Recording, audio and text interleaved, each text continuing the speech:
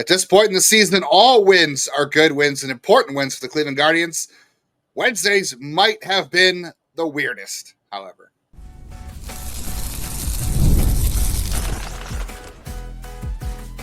You are Locked On Guardians, your daily podcast on the Cleveland Guardians. Part of the Locked On Podcast Network, your team every day. Come on into another victory episode of Locked On Guardians. The Guardians with a series win over the Tampa Bay Rays, and they've won 2 in a row. So, of course, you're coming here to Locked On Guardians every day because we cover your Cleveland Guardians every single day, from the majors to the minors, to the draft, and everywhere in between, and the only place that's doing it every day. I'm Justin Lada. I have been co-hosting this podcast with my friend and co-host Jeff Ellis since October of 2022. I spent the last 18 years covering the Guardians minor league system in and out for so many different outlets, but most importantly here with you, Jeff, every single day, and all of our everydayers. As you mentioned, I'm Jeff Ellis. I've been here since Locked On decided, let's do baseball. Before that, I was a national writer at Scouting 24/7, focused on prospects in the draft. I do want to say a thank you to all of those everydayers, everyone joining us, win, lose. Well, no draws because it's baseball, but win or lose every single day. We appreciate all of our everydayers. Check out Justin's newsletter if you want in-depth information on the Cleveland Guardians minor leagues. And I want to thank you for making today's episode your first listen today and every day, wherever it is that you get podcasts. Let's do that baseball. Absolutely. No, not too many vowels next to each other, or too many consonants, I should say. Comment below if you know what skip that's from. On today's show, we'll talk about Slade Cecconi bouncing back. We'll play a little bit of the 2026 schedule game. I've got a theory on the Guardians 2026 schedule, so we'll talk about that. We'll talk about the Kyle Manzardo and Junior Caminero trades after the Guardians beat the Rays this week. And we'll talk about first the weirdest win of the season. Where there's a Will Wilson, there is a win. Today's episode of Locked On Guardians brought to you, of course, by Game Time. Download the Game Time app, create an account, use code LOCKEDONMLB for $20 off your first purchase. I have a hard time believing, Jeff, that there has been a weirder win all season. The home opener win was a walk-off walk by Nolan Jones. That was pretty strange, too, because they couldn't hit. And, of course, we thought, oh, this is great. The Guardians are just going to walk a ton this year. It's going to be a great add to their profile. And that really hasn't held up over the year. But, hey, Nolan Jones did hit a game-tying home run in this one off of Pete Fairbanks, one of the best relievers in baseball. The Rays bullpen, really good, by the way. His first home run since June 13th. Everybody was talking about how, I think I saw a bunch of Twitter posts about how, not Everson Pereira, similar player, but Estevan Florial had 3 homers in 36 games a year ago, and Nolan Jones were deep into the dog days of August, and Nolan Jones has only just now passed him in 4 home runs this year. And then Will Wilson, 3 hits, including a run scoring safety squeeze, and a couple of important hits. It was a beautiful. It was, and then followed up by a stupid play by Angel Martinez. So 1 bunt's good. Why not more? Why not 2? Yeah, that's because when you got Austin Hedges and what you were going to make the second out, and you got Austin Hedges hitting behind you. Don't bunt. But then again, worst hitter on this team right now, Angel Martinez, by every statistic, just about measurable. So I mean, I guess who knows? Maybe it was the right call. But yeah, I just got to go back to, like, I texted you, like, watching how that was executed. You know, that Tampa didn't have anyone moving with it to cover first base. Like, that was some of the best squeeze plays I saw all year. And then, you know, everything with this game just came together so well. You know, I know we want to save it for the off season, but I think when we see the best version of Slade Cecconi, it is this version. He's always going to get hit hard, I think, because he's got kind of that mediocre fastball. It's the same issue we talk about with Tanner. I almost said Burns instead of Bybee there with Tanner Bybee, but Burns also has a mediocre fastball. So when you're looking, I think mediocre might be a little bit nice, but the key to success, and it was for Tanner in the past as well too, is like limiting the walks. So when you do get hit hard, it's, you know, you're not giving up as much damage. And this year today, it was, I believe, 0 walks, right? With 6 hits, 0 walks, 3 runs over 6 innings. Top of my head, probably got something wrong in there. You can comment below what it was that I got wrong. But yeah, and you know, he did his job, and you never expected Nolan Jones to be the one, because in spite of the fact that he hits the ball hard, I think he is so passive to such a degree. He just doesn't uncork into anything. Like his swing is so late that I'm trying to figure out. He is an enigma wrapped in a conundrum that I don't know what's going on there, but it was nice to see him get into one in defense of him versus Florio. At least he can do something. Like, he's got a strong arm. Florio kind of did nothing and was even somehow worse defensively. That's not to say that he's good or even really needs to be on this roster right now, but kudos to him. I don't want to sit here and bury him on a day where he came through big for this team. He did, yeah. 9th inning, game-tying home run. That was obviously pretty huge. Nice breaking ball that he sat on. And on top of that, to add to the weirdness, I mean, no Jose Ramirez. It kind of sounded like, I don't know if you, Jeff, if you listened to Stephen Vogt's post-game press conference at all. Well, usually they're filled with absolutely just air because there's nothing to glean from them in terms of information. But he said today we weren't going to let Jose swing at bat. He said something about he pulled something or something, and they said he was available to pinch run, I think, in this game and play defense, but not hit. So there was no opportunity for him to hit today, but they said he could pinch run or play defense. So sounds like no Jose Ramirez at bats were coming today at all, but it didn't matter because Nolan Jones came to the rescue. Will Wilson came to the rescue. Kyle Manzardo obviously got it done in the 10th inning. We'll talk a little bit about that in a second. Quan was on base 3 times. One of them was an intentional walk. And then, Cavallara's got on base twice, too. He also earned a walk, too. So, you had some nice guys stepping up in this one. Also, just glad to see, did the results end up working out well? No, they did not. But Kyle Manzardo and CJ Kayfus played the entire game, and that included having to face Garrett Clevenger, who is a really good left-handed reliever, a tough one. They both struggled against him. But you know what? Those are things they have to go through in order to grow, and you need to evaluate them. By the way, CJ Kayfus, the other day we were talking about first base defense with, wanting to play Santana to help out Tanner defensively versus, maybe playing David Fry. Well, obviously we haven't heard any news on Santana as of this recording, but I'll tell you what, CJ Kayfus, I don't know if he's going to be Carlos Santana defensively, but he made some really good plays at first base in this one too. He didn't contribute anything offensively, but fantastic defense at first base too. That was an important one. And I think we'll see him play there a little bit more. Manzardo's got to play there more to get better. I think that's the only way you're going to find out. But I think Kayfus will take up the mantle decently as he grows a little bit more at first base. Yeah, I think that, your best defender by far there now is Kayfus. I don't even think, there's room. There's nobody else. No. Yeah, I don't think there's any room for any debate with it. So it's like, I think you never want to say never because guys can develop and change. It's just Santana's set such a high level that I just want to see him attempt to get near it. But I think I know why, you want to keep working Manzardo there. But like, I don't know, I'm all for put Kayfus at first, just let him play 90% of the games at first base and just be done with it. And because Manzardo, I don't think is ever going to be average. You're hoping he maybe gets to a 40, 45 there. I just don't see a pathway to him he's just stiff and not quick. Yeah, I know everyone was saying he could play the outfield. No, he can't play the outfield. CJ Kayfus can, and I think you're seeing why. But it was nice to see other guys in the lineup step up. I don't know what this means for Jones going forward. I think what it does say is he'll probably be here the rest of the year. I don't think that home run probably just bought him at least the rest of the season. I don't know what they'll do going into the offseason with him, but that home run definitely bought him the rest of the season at this point, I would say very safely. Whether that's a good idea or not, I think maybe it was going that way already because they got to this point without cutting him.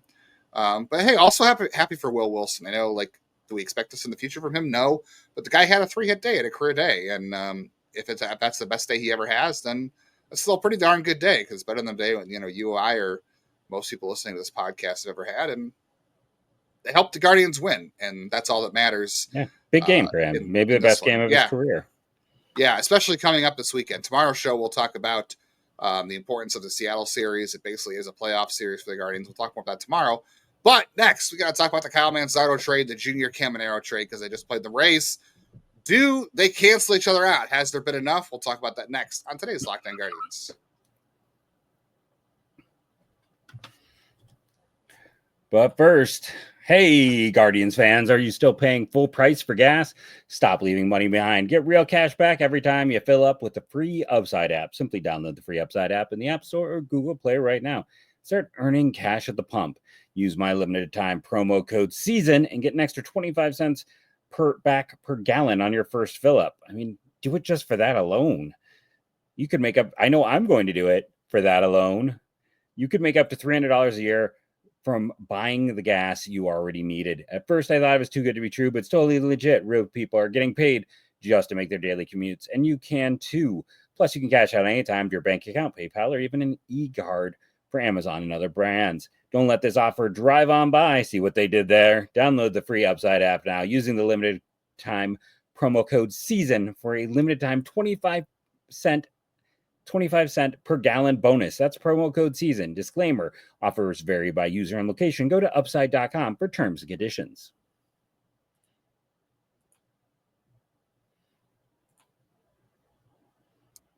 Hey, Locked On Guardians fans and fans of the Locked On Podcast Network, we have an important request. So we've been putting together a survey. We'd like to learn more about all of our listeners, and you can help make the show better, all the shows on the Locked On Podcast Network even better.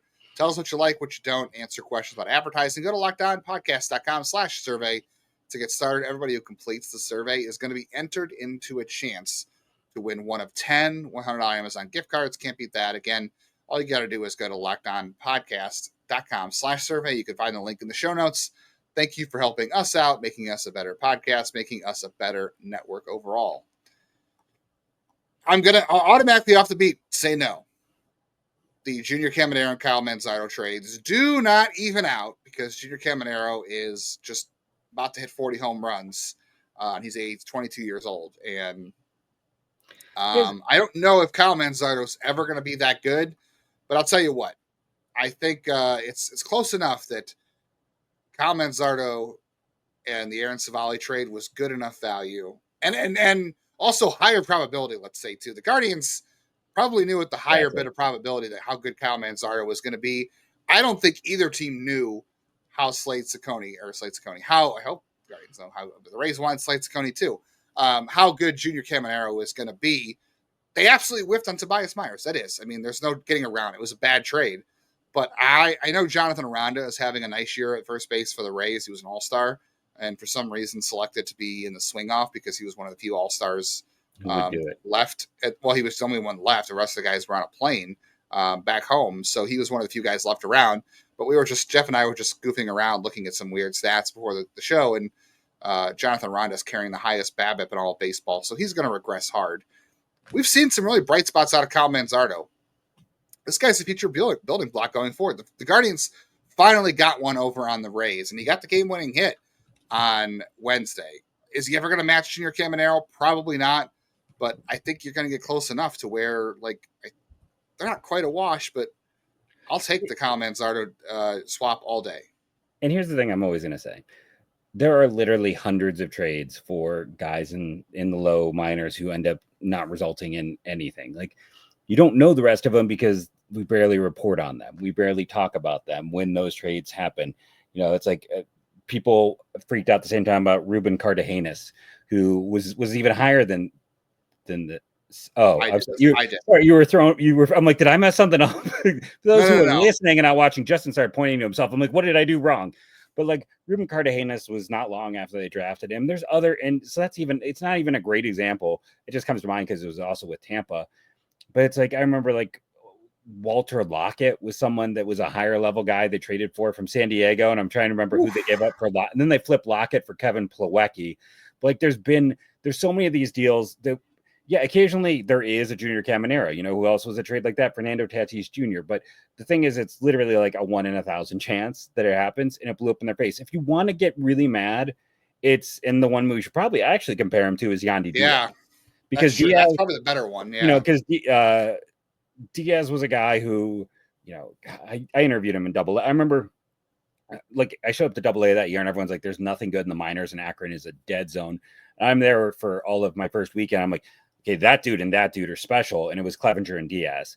And I was always I had Diaz as the top 3 prospect in the system. I thought he was a better defender than he got credit for, but hey, he ended up moving to first, being solid.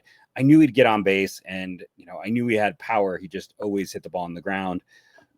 Cleveland gave up on him for whatever reason. He could not earn playing Jake time. Powers. Well, he's a guy Tito just didn't give a chance. Like if you want to go back and be like, who was the young guy that Tito just seemed? It was Yandy. Was that guy who he just did not seem to click with him. So when you're looking through it, like I think you can be upset about like Yandy Diaz to a degree, even though he wouldn't have caught here because of how they value catchers. But like what he had done, I think you get upset about Yandy Diaz. But like the Junior Caminero, I understand why you're upset and why it's a thing. But like it just that is literally one of those things that is such a low odds. And what drives me nuts with it, and I'll be quiet after this, is I get tired of the lack of Kyle Manzardo respect, where people are like, imagine if Jose Ramirez had protection. I'm like, hey, dude, Kyle Manzardo has been this team's best hitter for about 3 months right now. It's not been Jose. It's been Kyle Manzardo for the last 2 months, maybe last 3. And again, I mean, Jose is the best hitter on this team, but in terms of production, Kyle Manzardo is good protection. Like if you had Caminero, I mean, that just changes this whole lineup. Don't get me wrong. Like that, it's a bad trade. I don't call it one of the worst trades because it's one of those that like you couldn't have predicted, like on any level. No, absolutely not. No, And DSL stats are so hard yeah. to extrapolate. All anybody knew, all the Rays knew. I mean, there's so many guys that do well in the DSL. Like there's a couple guys that the Guardians cut this week or last week we talked about who had great DSL numbers and just were terrible after that. I was told back in the day when I was doing this as a solo podcast, I was talking about like this team should trade Carlos Vargas when he was down there because he was throwing hard and it's like, oh, well, he's interesting. I don't love what I'm seeing. And I was called every name in the book because you don't trade an arm like that. You don't do this or that like that. It's like Vargas was more well thought of at that level than Caminero was. Like it's just absolutely, and it's that type of stuff. Like you just never know, and almost no one makes it. I mean, let's be honest. The most recent Latin player who everyone loved in this system is Welvin Francisca, and he is not going to be a top 20 prospect. He's probably not going to be a top 25 prospect when we do our lists. Yeah, failing at the low A level is not ideal. That's the level if you're a top 20 prospect. No matter how old you are, you have to show some real signs of life. By the way, Manzardo not having a great August. It's a 665 OPS. He's still not hitting lefties, but he is drawing some walks this month. He had a great month of July. I still think Kyle Manzardo is still a 25 home run hitter annually, and Junior Caminero is approaching 40 home runs. But you're right, like there's so many guys that don't make it out of the DSL that have great numbers. It's a very hard level to figure out. Like, and at the time of the trade, again, there was a lot of issue. There was a lot of things reported about some, I don't want to say character, immaturity, some big immaturity. It was definitely immaturity that was going. I mean, God, the next year he started a fight with his former teammates in the playoffs. He was playing for the low A team for Tampa Bay, and he was not well liked. No one was sad when he was traded at the time. Yeah, like that was. I mean, not as bad as Francisco Mejia, but yeah, he was. I had heard reports as well. Like teammates were happy when he was traded. A few of those college guys were. Great. Speaking of Tampa and Yandy Diaz, you know how I first heard about Yandy Diaz? Was the other guy in the boat? The other guy in the boat, which was who was? No, it was Leandro Linares, who they gave $1 million to, and Yandy was also just happened to be there because he was the other guy in the boat. Yandy, I think Yandy had tried to flee Cuba a couple times and failed. Yes. So it was a wild story. But the first time I'd ever heard of Yandy Diaz was actually through this will be a throwback for Guardians prospect fans. LaVon Washington's girlfriend was the one that tipped me off at the time. She was a nice lady. She was. She tipped me off to Yandy Diaz. This kid is all muscle. He can hit. Nobody knows who he is. And I saw him. Actually, that was when he was with the Carolina Mudcats.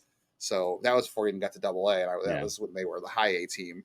So that was the first I heard of Yandy Diaz way back when. So, and then he was also voted. Remember, the coaches also in Double A voted him as the best defensive third baseman in the Eastern League back then. So there was a lot going in that favor. So you're 100% right. If you're going to get mad about one of these trades, it's 100% the Yandy Diaz one. They had enough data to know that he was going to be successful. They did. But Tito wouldn't play him. Tito would not play him, and I wonder if that's one of those. I wonder if that's one of those things. Remember how we talked about like Alex Call and some of the other guys? Like, was there really They an had a opportunity to need play at the him? time. There was opportunities. There was, and they were not Were playing there at him. bats at a certain position? I don't know. That's a good At third question. base at the time. They didn't have a third baseman. Yeah, it's because Jose was playing second and Kipnis was Yeah. hurt. Yeah.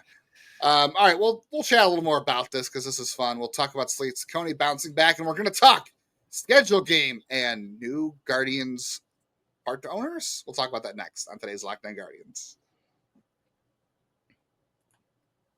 Friday's game in Cleveland is going to be a fun one, and I already know tickets are very slim, by the way, because I'm going to be there. And there is nothing like catching a baseball game live. Energy, crowd, a chance to see your team in person. It's going to be a big series, but getting the tickets is going to be hard. You got login screens, surprise fees, and just scarcity.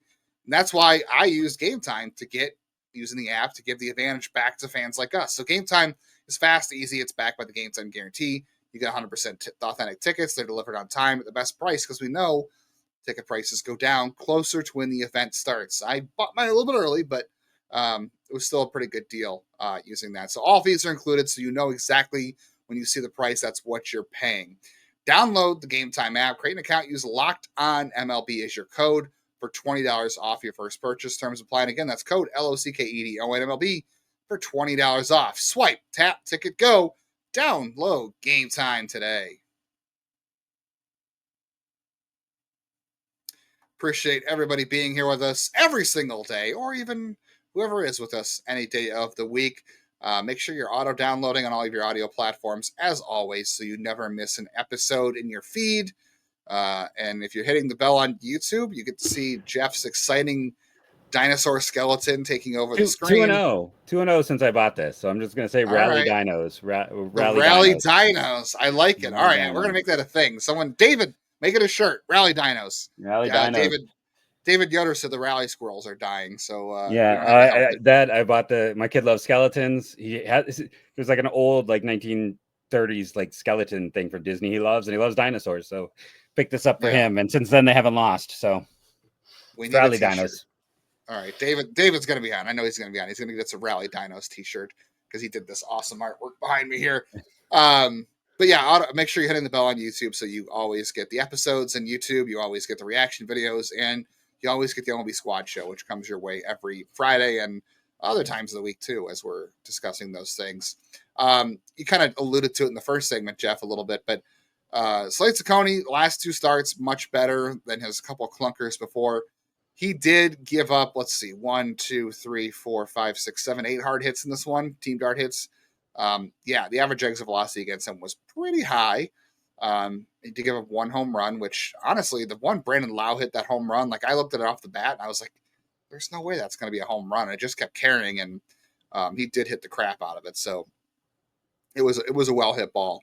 That being said, like he's had success that way. And I know, like, we talked about this before. We joked that we were going to ignore his Savant page when all the blue was up there and say, you know what, the results are good. We're not going to worry about it.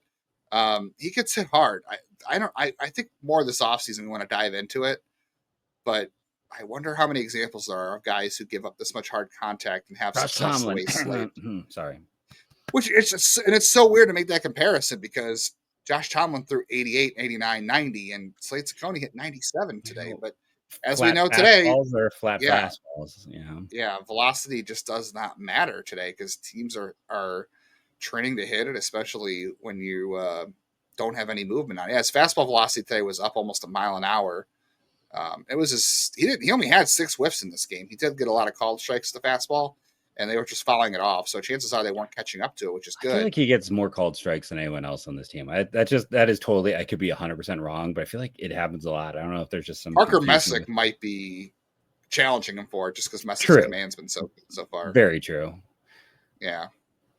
But no, it's nice to see him rebound. Like, this is the fact that he went from being a guy who was getting, I don't want to say lucky, but he was having success in spite of giving up a lot of hard contact before.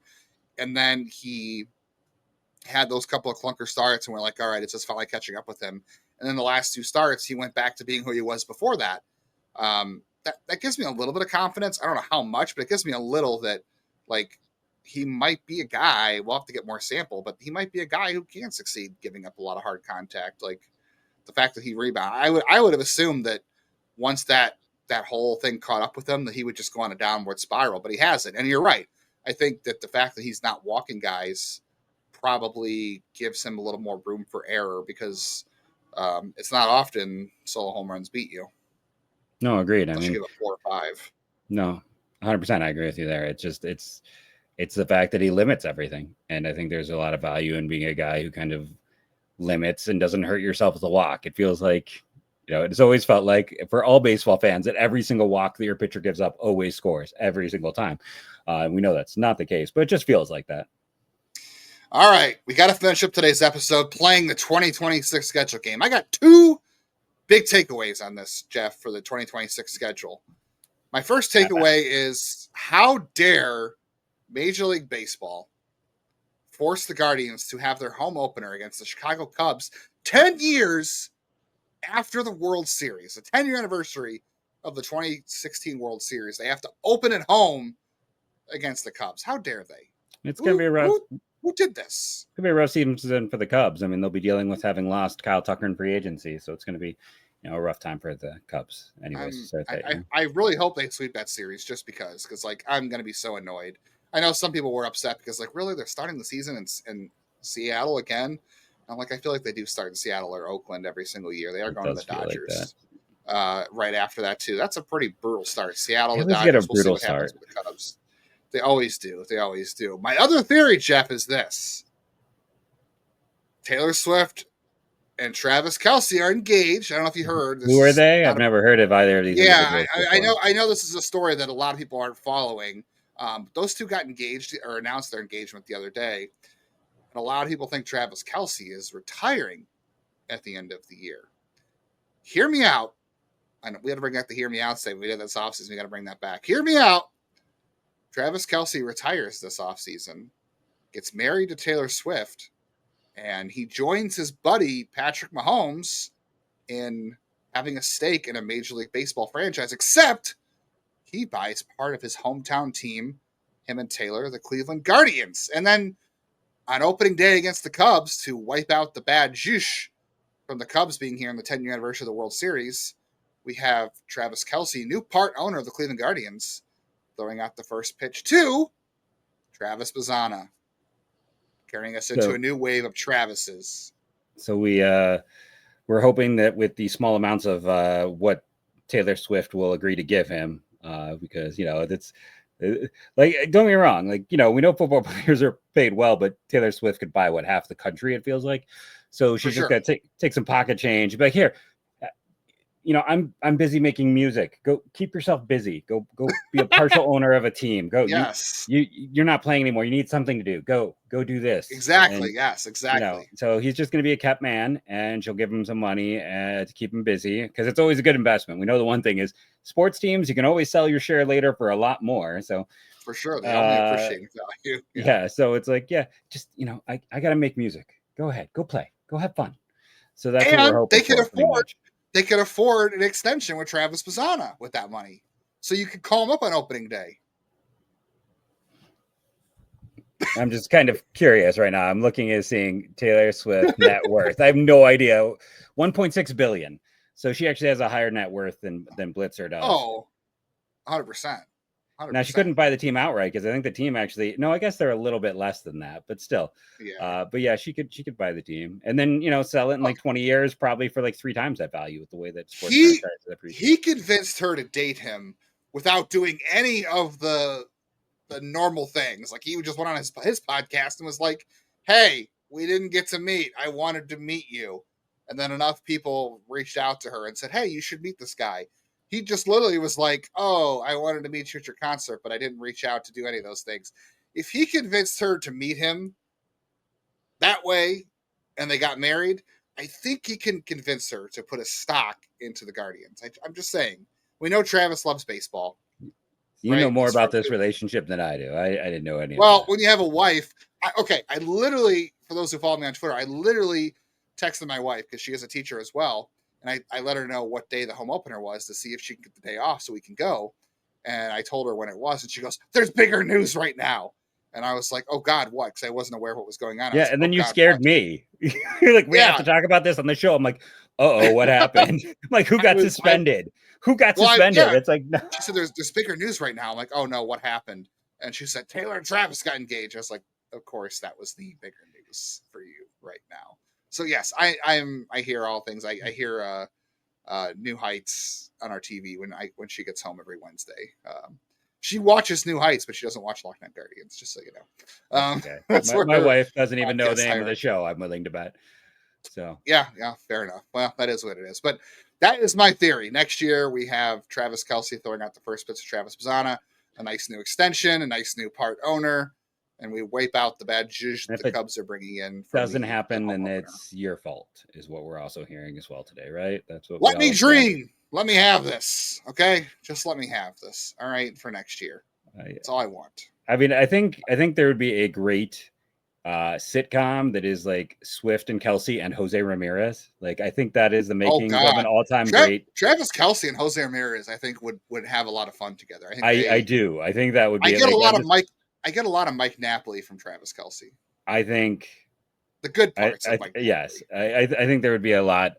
I'm just saying. I think Jose would never agree to it because we know he feels self-conscious about his English level of skill. Oh, 100%. But I would love. I've never watched the Heights movie. They'll get me in trouble. But I would 100%. I would watch anything that Jose hops on. Absolutely. All right. On tomorrow's show, we will talk about the Guardians and Mariners series coming up and why it is essentially a playoff series for the Guardians. It's the biggest series of the year to this point. We'll also talk about why the season could be a lot worse than it already has been. And we also have 2 low-A prospects we're excited about. Jeff and I were just talking about how DSL prospects, not really much to get excited about because you just never know what's going to happen. And it's not often we get excited about low-A prospects, but he and I, we both like these 2 players in low-A right now. We'll see what happens. But tune in for a lot of fun stuff tomorrow. I'm already looking forward to tomorrow's episode. Yeah, it's a player I did talk about recently, but now we got some data, so it's going to be even better. Woo-hoo! Because we can back up with some of what I was speaking about. As always, thank you for joining us. Remember to rate and review. Hit us up on whatever you listen to. And again, thank you all. We appreciate you. You make the podcast go. And speaking of that, go Guardians, go.